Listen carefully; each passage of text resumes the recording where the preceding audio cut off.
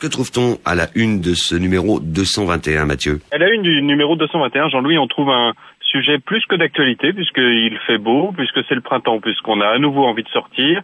Nous avons 12 pages consacrées à une sélection des plus belles terrasses, ou du moins celles que nous préférons en Lorraine, avec un petit éclairage sur le Luxembourg et sur la Sarre. L'été du livre également. Tout à fait, l'été du livre avec un programme qui s'annonce quand même assez varié, passionnant par les invités, et puis une dissémination de manifestations dans le centre-ville de Metz.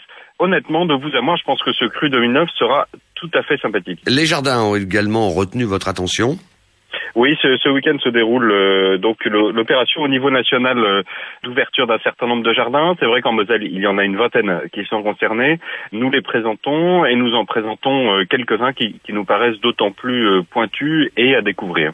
Mathieu Villeroy, alors dans l'ordre, Metz avec beaucoup d'actualités, la Moselle-Est également, Thionville, sans oublier Nancy. Metz, Jean-Pierre Gégère nous raconte la présidence donc du Technopole qui a changé de main, et puis également toute l'histoire de cette association du Technopole de cette société d'économie mixte du Technopole plutôt, avec la grande époque de Jean-Marie Roche, des sujets dans lesquels généralement il excelle.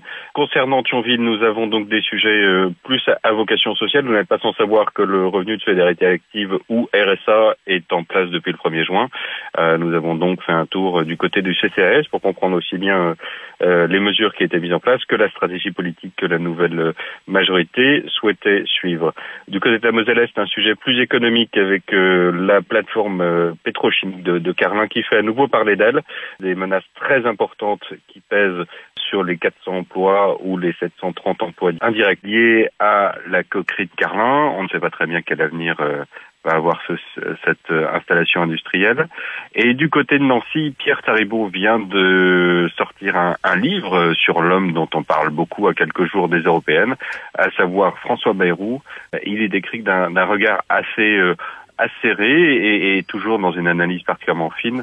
Qui est François Bayrou? Et puis ses chances pour les prochaines présidentielles. On termine ce sommaire du journal La Semaine numéro 221 dans les kiosques aujourd'hui avec le bon plan. Le bon plan qui est celui du directeur de l'établissement public de coopération culturelle de Metz, en l'espèce Jean-François Ramon. Jean-François Ramon a un parcours assez atypique. Il a été au sud de la Méditerranée, il a été en Allemagne, il a été un peu partout, et maintenant c'est lui le grand technicien de la culture à Metz. C'est vrai qu'on voit qu'actuellement ça peut grincer, et donc c'est lui qui est chargé de mettre en musique tous les établissements culturels messins.